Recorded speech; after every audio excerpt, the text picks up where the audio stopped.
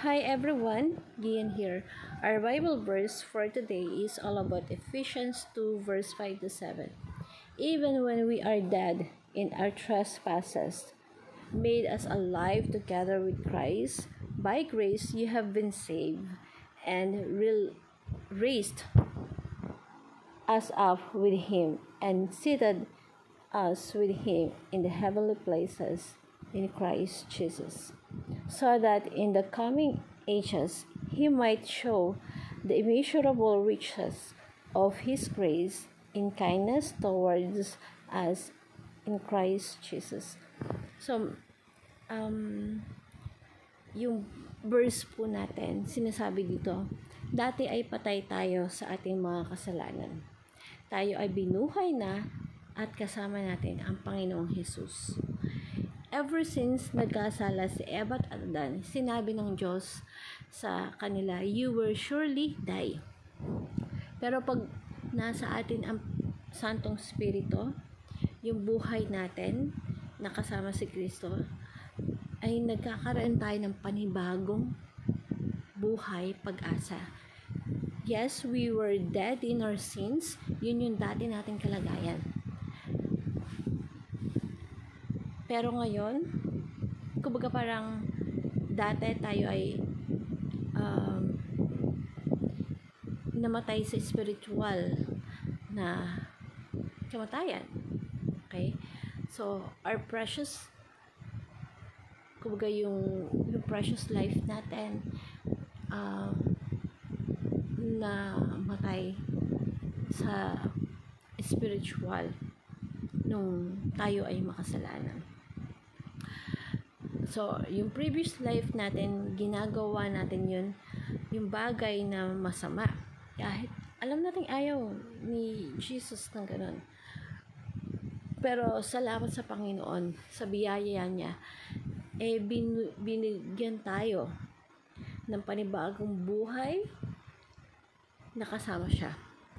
Ibig sabihin, meron na tayong newest of life, bagong buhay, bagong simula. Yung Santong Espiritu na nasa atin, na nasa puso natin, pwede nang tumibok ulit.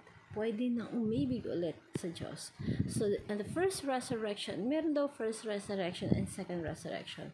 Ang totoo talaga, lahat ng nananampalataya sa ating Panginoong Jesus, si Kristo, at the first resurrection, binuhay niya tayo That is the spiritual resurrection. So, sa pagbabalik ng ating Panginoong Jesus, magkakaroon tayo ng physical resurrection. Kasama na natin siya na nakaupo. Nakaupo siya sa trono at kasama niya tayo. Kasama na tayo ng Panginoong Jesus na naghari po ngayon. Bakit niya tayo kasama? Talaga ba? Kasama niya tayo? So, malaman po natin yan mamaya. We are dead in our sins. Pero salamat sa Panginoon Diyos, we are resurrected already. Tayo po ay ambassador na, mga emissary, mga diplomat. Tayo po ay emisaryo.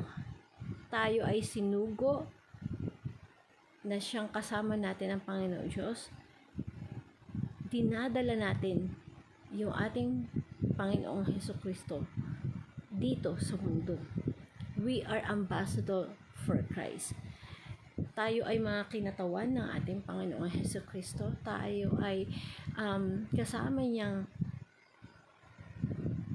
na naghahari dito sa mundo.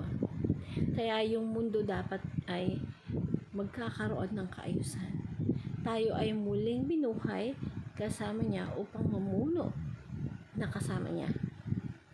So, napakaswerte natin kasi kasama natin ang ating Panginoong Hesukristo na namumuno na pala po tayo ngayon.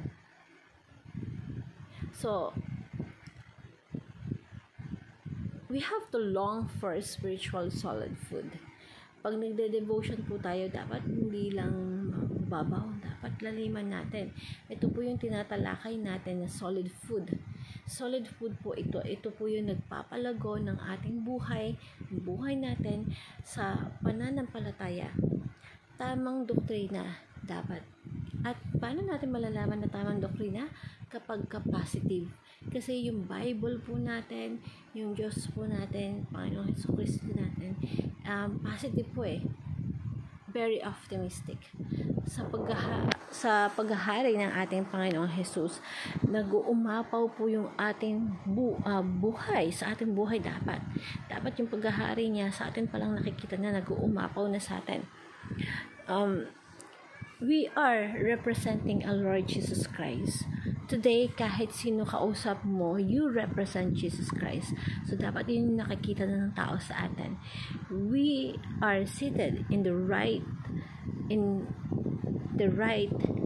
side of our Christ in heavenly places.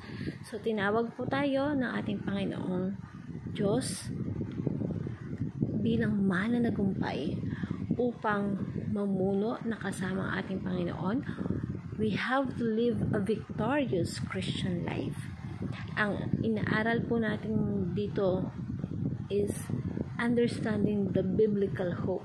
At yun ang kailangan natin paghawakan kasi binibigay na sa atin ng Panginoon Diyos yun. So, we have to embrace the moment that we are seated with God na namumuno ngayon. Why do we need a solid food Christian in our life? Tanungin mo yung sarili mo ngayon yan. And I want to share with you this powerful prayer. Father, please guide me in my studies of the Bible. Lead me to your truth. Let me understand what it means to reign with Christ. Set me free from bondage of sins. Let me live a victorious Christian life, knowing that I am regaining now with Christ in the heavenly places. I ask, Lord, that you will make me your ambassador here in the world. In Jesus' name I pray. Amen. Thank you everyone and God bless.